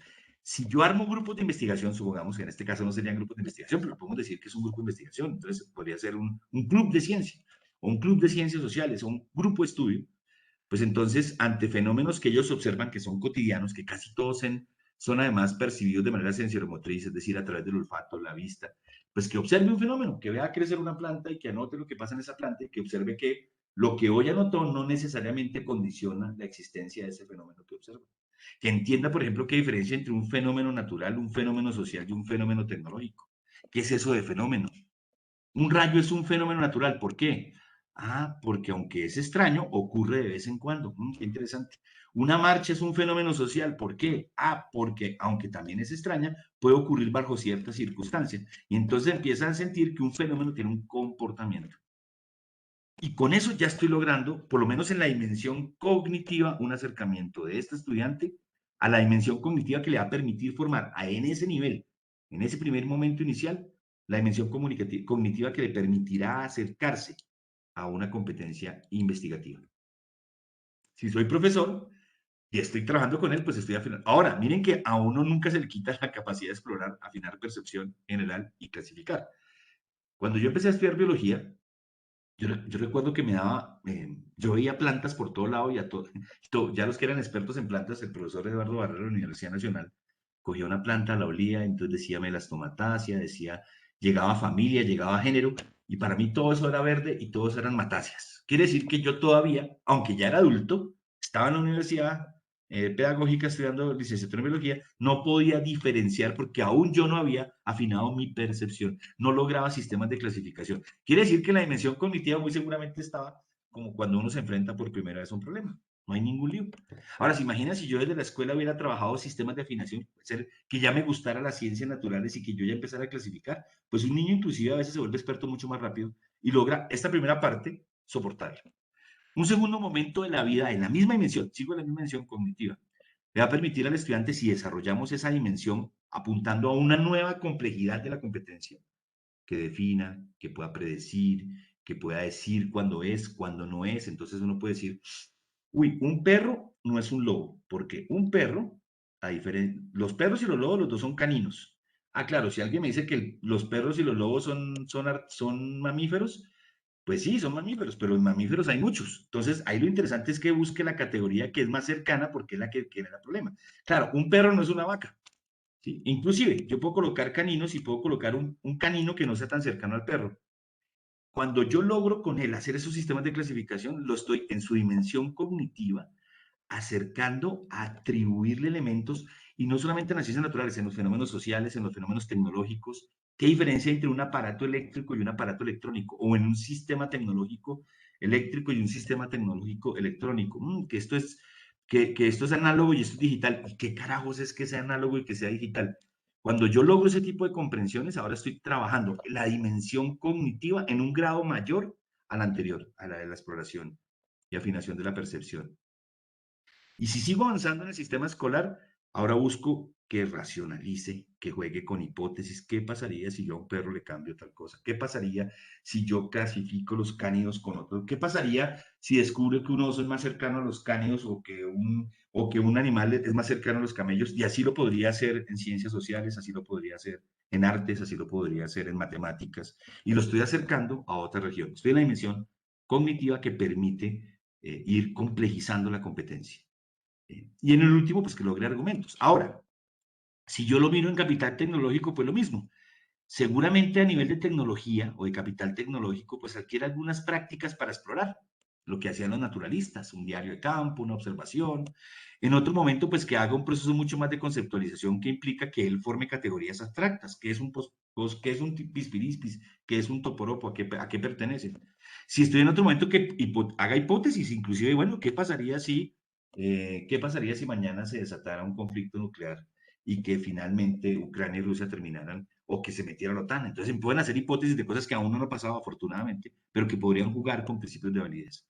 Y en el caso del capital tecnológico, pues qué tal que él pueda empezar a procesar datos inicialmente, que luego con esos datos haga sistemas de clasificación que le permitan acceder a esos datos de otra manera, o que haga en un Excel una programación pequeña que dice buscar datos de tal y los organice. Y entonces voy en el mismo sentido, ahora cualificando su capital tecnológico. Y en su capital relacional, pues yo podría decir, bueno, en los primeros años que logre formar grupos de investigación, grupos de trabajo, grupos de estudio, clubes de ciencia, clubes de ciencias sociales, pero luego que juegue, por ejemplo, a producir conceptos, que ya pueda hacer una sociedad donde pueda socializar lo que han encontrado, inclusive desde antes, luego que ya se presente, por ejemplo, a eventos de ciencia y tecnología y que produzcan, y que los grupos que además están presentando, por ejemplo, si son de noveno o octavo, tengan en su formación estudiantes de primaria y que los vayan formando como un proceso de formación de nuevos investigadores y así sucesivamente. De eso se trata cuando estamos hablando de ir complejizando el desarrollo de una de las dimensiones cognitivas. Otra dimensión podría ser una metacognitiva, o metapráctica, o metavalorativa. Aquí yo hice algo que no sé qué fue lo que pasó. Y se fue todo para todos lados. ¿Está viendo, Marta? O no sé, o se dejó ver. No, no se ve todavía la presentación. Dice que estoy compartiendo algo más, pero no sé qué estoy compartiendo ya. ¿Se volvió a ver? No. Vemos la presentación, pero no en pantalla grande. Ok, ya, dame un segundo.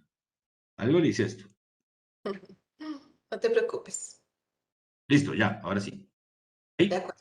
Sí, señor.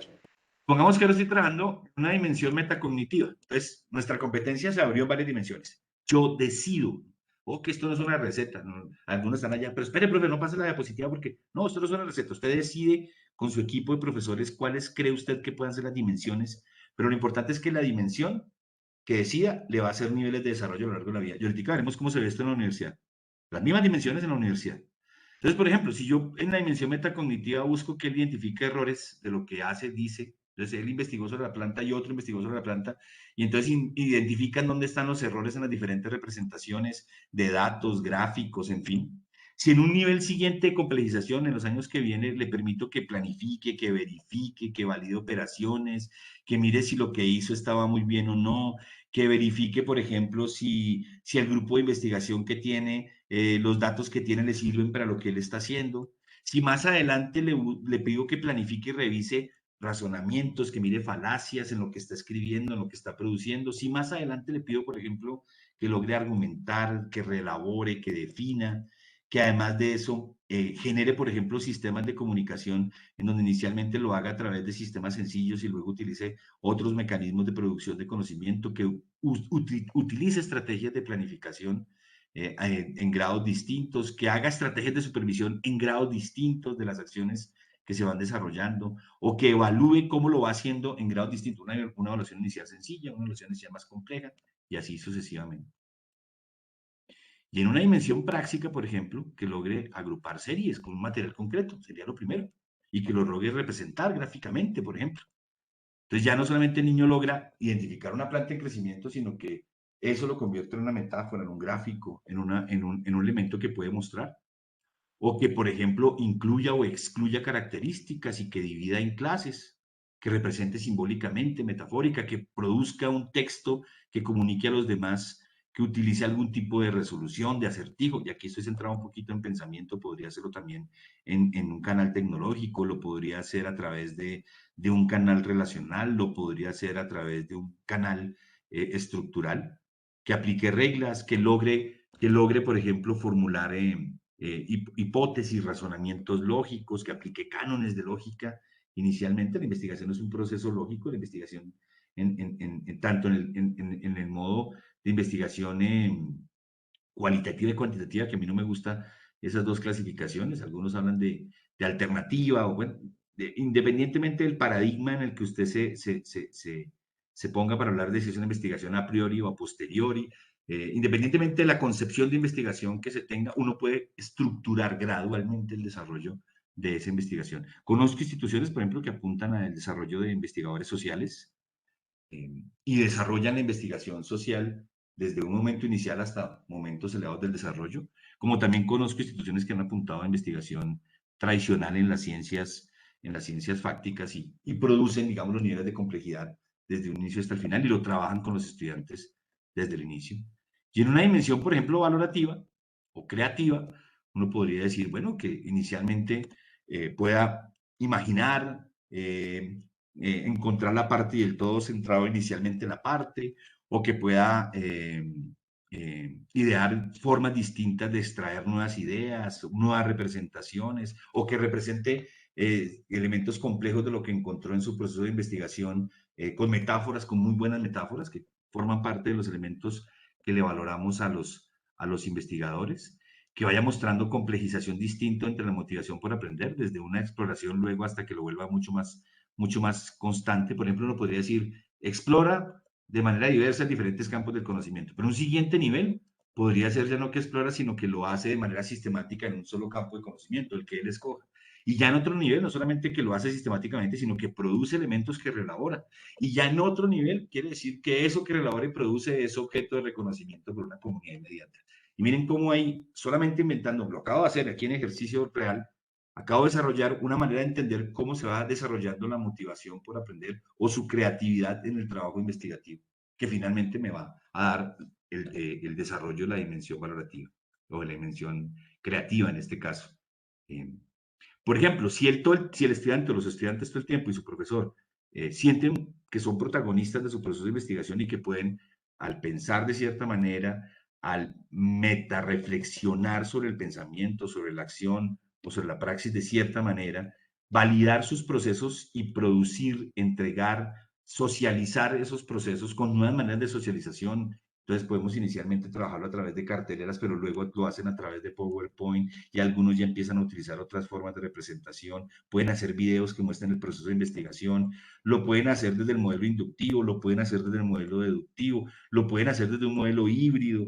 Es decir, encuentran que no solamente hay investigación que analiza estadísticamente datos, sino que también pueden hacer investigación que hace análisis cualitativo de datos, que lo pueden hacer a través de asociaciones por grupos, por ejemplo, y encuentran esas maneras de mostrar, de visibilizar ideas, soluciones que pueden combinar, reordenar, eliminar, adaptar, que los lleva a pruebas de flexibilidad, pues tenemos seguramente un proceso a lo largo del sistema escolar que permite ahora pasar de la curiosidad a una necesidad constante de aprender, pasar de la curiosidad a la rigurosidad que empieza a observarse en estudiantes, inclusive desde tempranas edades cuando empiezan en un proceso formal de formación en investigación, a sentirse protagonistas de su proceso porque hay resultados, que esos resultados además los sorprenden a ellos mismos, que pueden reconocer resultados de otros grupos que están investigando, entonces se forman redes de investigación, grupos de investigación que están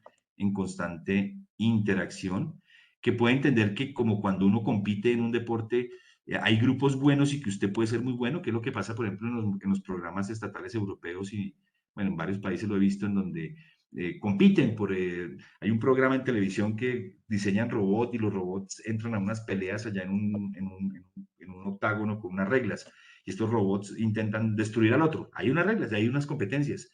Y incluso los que ven en otros las habilidades que tienen e intentan resolverlas de diferentes maneras. Nos falta un poco más de este tipo de competencia, el sentir que que son eficientes, que son eficaces, que pueden resolver el problema y que lo pueden hacer mejor que otros. Eso también, por ejemplo, se usa en debates, en los famosos debates, distintos tipos de debates que se utilizan en el modelo ONU, en donde los estudiantes saben que son buenos para debatir. Pues lo mismo debería pasar en la investigación. Grupos de estudiantes que saben que tienen ciertos elementos que les permiten investigar y que pueden competir contra otros grupos de investigación y que cada vez a lo largo del proceso escolar se van encontrando con grupos de investigadores que lo hacen tanto como ellos, mejor o no, y que pueden llegar a niveles distintos de producción de conocimiento, publicando y demás. Si esto es así, si logramos vincularnos y además imagínense, no he hablado mucho de los profesores, imagínense a los profesores no solamente motivando el desarrollo de estas dimensiones para lograr la competencia en cada nivel de desarrollo, sino profesores registrando lo que está pasando. Tesis de maestría donde los profesores, en lugar de hacer la tesis que quiere la universidad en su línea de trabajo, que tienen los profesores de las maestrías, que yo sé que tenemos líneas de trabajo y presionamos para que esas líneas pues, produzcan conocimiento, ojalá las tesis de los licenciados en ciencias naturales, en español, en básica primaria, en literatura y lengua castellana, pues atiendan problemas propios de la escuela y de la enseñanza y de la didáctica.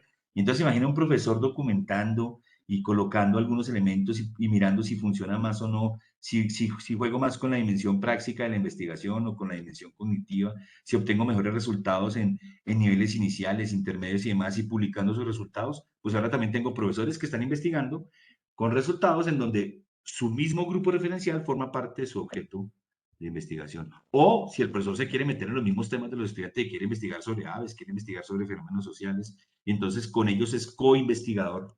Y entonces en el equipo de trabajo producen contenido, publican, hacen revistas, hacen intercambios con otros colegios, con otros grupos de investigación.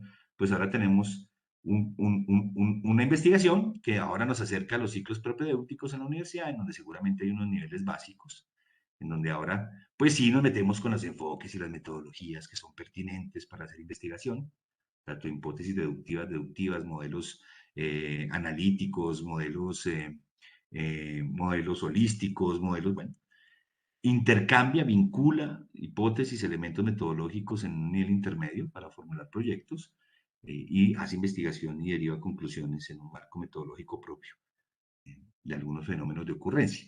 Sería como pensando en los primeros semestres de una universidad. Profesor, ¿y es posible que estos niveles de desarrollo ya los logremos en la escuela básica y media? Sí, pero por lo pronto dejémosle esta tarea un poco más formal, un poco más de reconocimiento de grupos y demás a la universidad, aunque desde el colegio ya podríamos tener desde octavo, noveno, séptimo, inclusive o antes, estudiantes y grupos que estén haciendo este tipo de ejercicios, porque a medida que se va avanzando van encontrando necesidades para encontrar nuevos enfoques, nuevas metodologías, nuevas variables, nuevos métodos, probar de maneras distintas las correlaciones, las variables, las hipótesis, hacer hipótesis de progresión, si es que buscan modelos a posteriori y no a priori, bueno, en fin, conclusiones, publicar. Entonces tendríamos unos modelos que son propios de la universidad y que uno podría decir, bueno, a nivel básico, que estructuren un proyecto de investigación, que si lo vienen haciendo desde el sistema escolar, pues les va a quedar muy fácil y la complejidad de esos proyectos de estructuración de investigación van a ser mucho más elevados. Diversidad de enfoques y que encuentren su pregunta ontológica, su pregunta metodológica y epistemológica, que ya se metan con procesos un poco más complejos de cuál es el sentido de validez de verdad que tienen, por qué asumen una metodología y no otra, qué tipo de construcción de conocimiento están apuntando, si va a ser cualitativa o no, y que formulen variables mucho más formales que inclusive desde los últimos años del bachillerato ya se pueden formar control de variables, validación de una variable o producción de una variable, ese es el caso de un modelo de progresión. Y a nivel intermedio, pues que ya se vinculen a grupos de investigación de las universidades, inclusive desde antes, que puedan inclusive diseñar instrumentos cada vez más sofisticados de investigación, que puedan hacer análisis estadísticos, no estadísticos, paramétricos, no paramétricos, que inclusive desde niños, miren esta característica, utilicen soportes computacionales, ya sea porque los aprendieron a programar en la escuela media y básica y porque ya logran inclusive usarlos y modificarlos y que finalmente vayan cualificando su presentación de ponencias de resultados de investigación. Y a nivel avanzado, eso sería lo mismo, inclusive si quiero trasladarlo al sistema escolar haciendo las salvedades de qué tipo de investigación puedo trabajar y qué tipo de contenidos puedo trabajar, y que finalmente pues escriban. Y esto se lo podría pedir a todos los niveles del sistema educativo, que escriban. que hagan que escriban, que hagan un video. Si son muy chiquitos y no pueden escribir, que hagan un video, que lo cuenten. El profesor puede hacer las narrativas de manera distinta. Si estoy en la universidad, pues que ya utilicen las formas de producción escrita, de validación escrita, que lleguen a derivadas y concluyan cosas sobre su investigación, pero que estas derivadas y conclusiones pues ya vayan a congresos internacionales, peleen en algún escenario de mayor complejidad, que presenten informes, que mantengan un tiempo presentando informes, que asuman los costos, y esto también lo podemos enseñar desde muy chiquitos, cuánto vale investigar, qué se va a gastar, qué necesitan hacer, para que cuando ya estén, digamos, en otros niveles de investigación, los costos y los procesos derivados a la parte administrativa de los proyectos, pues no formen problema. Y desde muy pequeños hemos trabajado con ellos, pues la formación inicialmente de clubes de ciencia, pues terminará en grupos de investigación consolidados tal y como los conocemos. Esto de manera general es un poco la reflexión que les traía hoy. Yo cuando estuve en Cuba, por ejemplo, yo decía, esto es posible, y esto lo vi en los sistemas educativos cubanos, en donde desde muy pequeños empiezan a trabajar de manera diferenciada estas competencias investigativas, desarrollan estas dimensiones que componen estas competencias investigativas, lo hacen de manera gradual y pertinente al momento de desarrollo en el que están, las vinculan con otras competencias transversales como pensamiento, comunicativas, comprensiones humanas, y finalmente pues tenemos un mayor número per cápita de investigadores, un mayor número per cápita de grupos de investigación, y países como Cuba que pues pueden enfrentarse, por lo menos en términos de investigación, de manera directa. Mire que antes Cuba también le iba muy bien en lo deportivo, han descuidado esa parte y todavía sigue participando en las grandes esferas de la investigación. Ahorita cuando las multinacionales en el COVID sacaban vacunas, pues Cuba por lo menos no dependió de comprar o negociar vacunas porque produjo sus propias vacunas, y eso, por eso el nombre soberana, pues tiene que ver con eso, toda soberanía en una sociedad del conocimiento.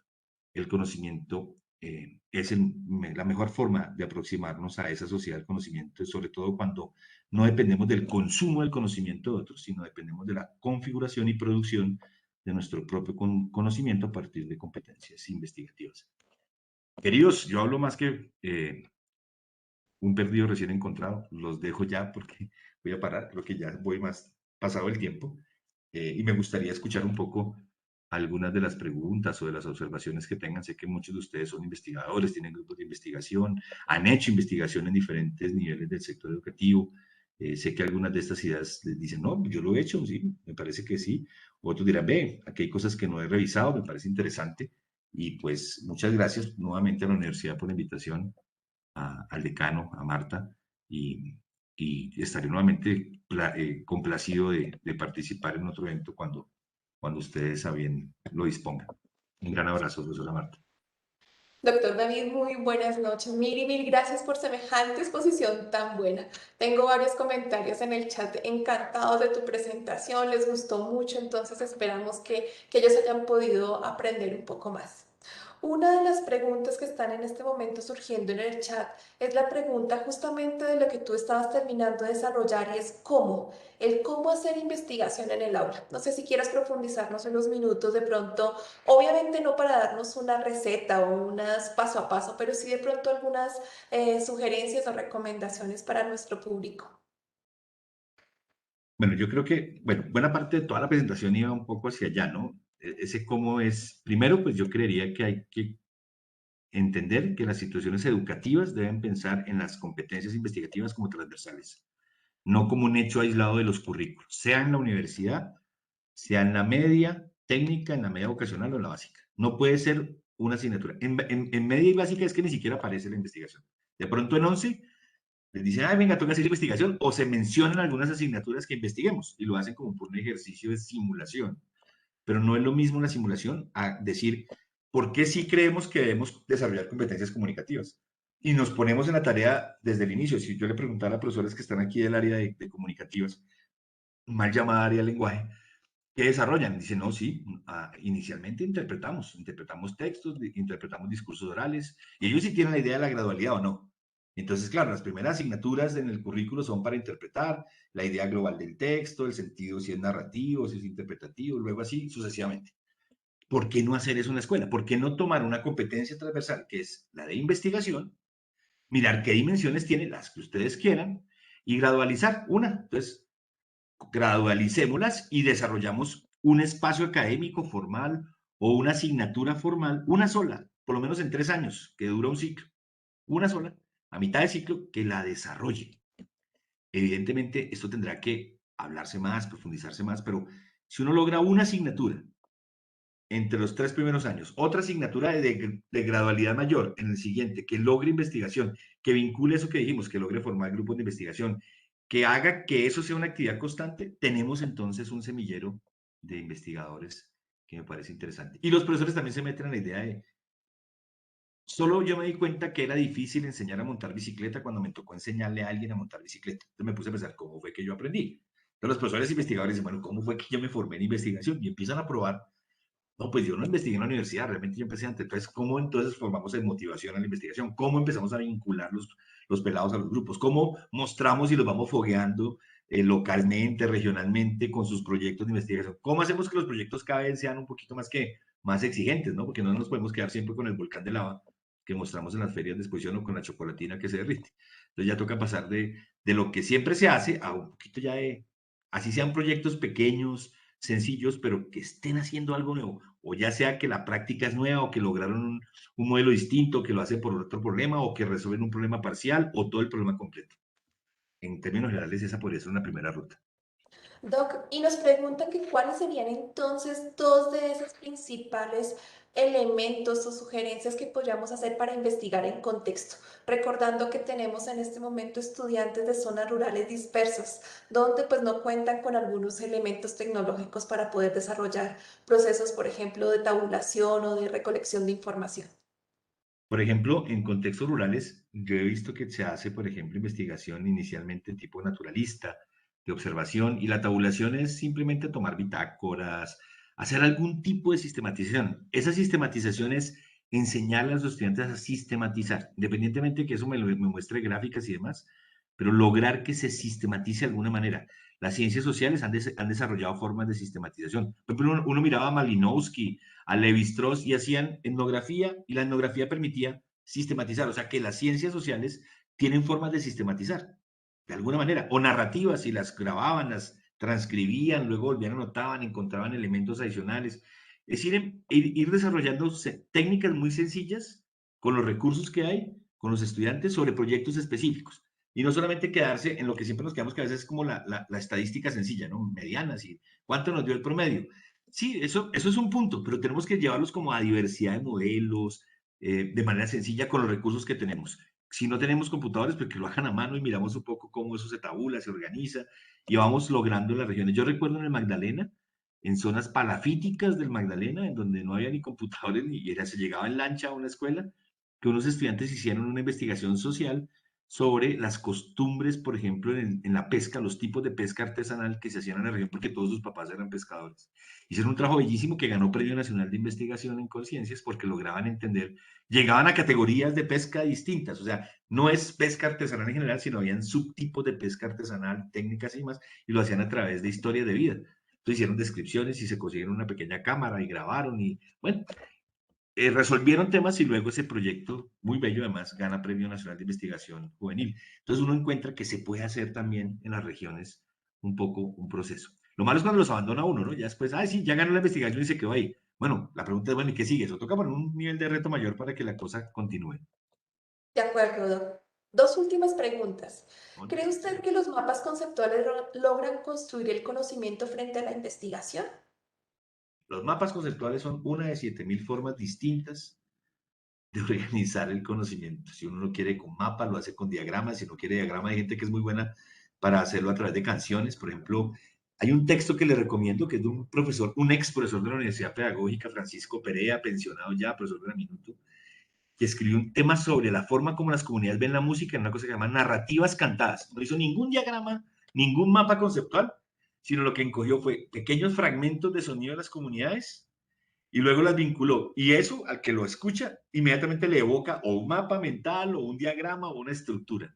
Narrativas cantadas, recomendadísimo, porque son formas de organizar el conocimiento. Puede ser un mapa, puede ser una estructura, puede, digámoslo, lo que usted quiera. A mí el mapa conceptual es, yo puedo pasar del mentefacto al artefacto, y el mentefacto es una forma de organizar ideas, puede ser matachus, y el artefacto es esa materialización de ese mentefacto. Bueno, ese es, o un diagrama, por ejemplo, lo que hacía Novak, o un diagrama de Euler en matemáticas, un diagrama de Carroll en lógica. Diagramas hay muchos. Yo creo que el mejor se ajuste. Y a los estudiantes les gusta hacer diagramas. Precisamente los procesos de investigación se sintetizan cuando los diagramo, cuando los visualizo de otra manera. El diagrama que escojan, el que mejor les guste. Hay muchos en el mercado, pero sí sería muy bueno ayudarles a pasar de ese pensamiento, de esa forma de comunicación literal o de esa forma de comunicación gráfica a otras formas de comunicación. Entonces, si yo leo o escucho oral, pasar la otra, a la que más les guste, y ese tránsito permite un tipo nuevo de reflexión y de reorganización del conocimiento. De acuerdo. Y esta última, ¿cuál es su opinión sobre las monografías como opción de grado? Bueno, si la monografía como opción de grado me lleva a formarme o digámoslo, a estimular mi proceso de investigación, funciona. Están las tesinas, las tesis, hay diferentes tipos de... Normalmente las investigaciones se hacen en conjunto. Si tú me preguntas a mí, investigar es mucho mejor en conjunto porque tengo con quién debatir. Yo con yo me quedo bajo mis propios preceptos. Pero hay gente que es muy buena escribiendo. Gabo no invitaba a nadie. Gabo escribía solo y lo mandaron a hacer un relato sobre un náufrago y terminó haciendo un supercuento. Y él necesitaba hacer una nota periodística. ¿Hay gente que le sirve la monografía? Sí. Siento que cada vez el mundo avanza hacia trabajos mucho más colectivos. Incluso las universidades tienen que pensar un poco en la tesis de maestría individual, incluso las tesis de doctorado. Hay una tensión muy fuerte hacia entonces cómo producimos como colectivo. Entonces la gente dice, no, pues que el doctor no está solo, está con su asesor y su grupo de investigación. Pero finalmente su tema es específico. A veces uno no encuentra ese diálogo. Las grandes producciones de conocimiento obedecen a que seguramente alguien sistematiza, pero proceden de comunidades en debate, en diálogo.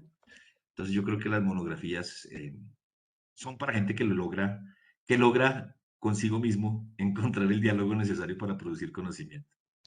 De acuerdo, doctor David. Hay muchas más otras preguntas en el chat, no sé si de Eso veo que pronto. está pero encendido, más bueno. Sí, están muy participantes. Voy a tomar dos últimas como para que podamos cerrar y entonces no sin antes agradecerte todo este tiempo y todo este espacio.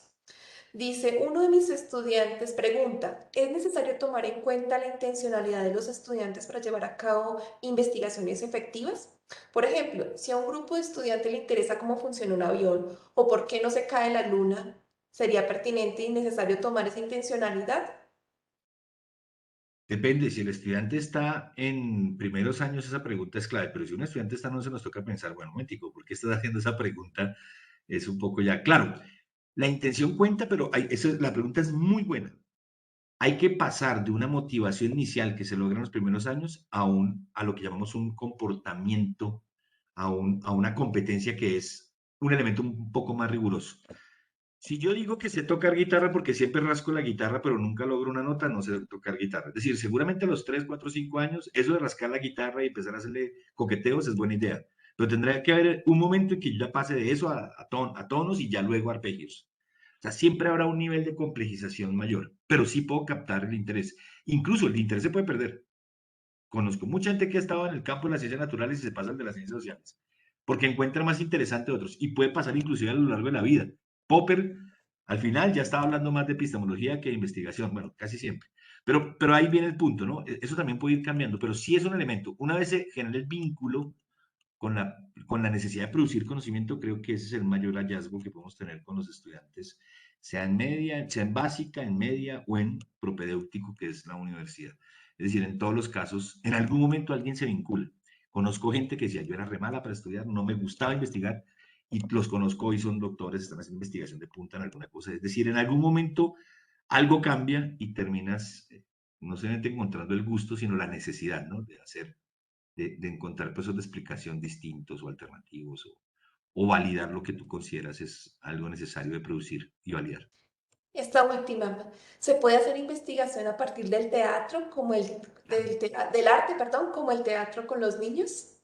Bukowski planteó precisamente la idea de que pues todo es una puesta en escena, ¿no?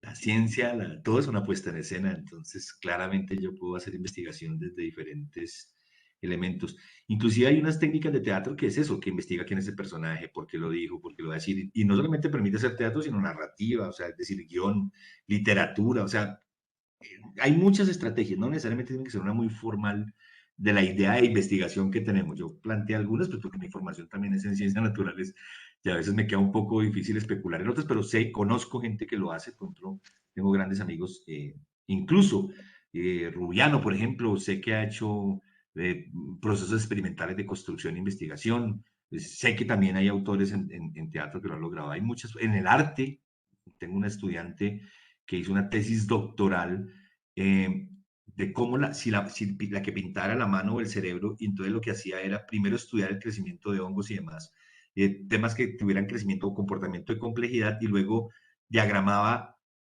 trabajó con un grupo de complejidad en la Sorbona y diagramaban lo que el cerebro enunciaba hacia la mano, entonces estaba todo ese debate sobre si es la mano, si es el cerebro, y toda su producción era, tú la ves y parecen brócolis, digámoslo, es un tipo de complejidad que uno diría, bueno, sé que eso es un comportamiento complejo, sé que ahí estoy viendo series de Fibonacci, sé que estoy viendo fractales, pero cuando tú ves la explicación de lo que está ahí, toda la metodología que utilizaron, uno dice, en arte se están utilizando esto, claro, y entonces entienden un poco cómo surge ese arte complejo.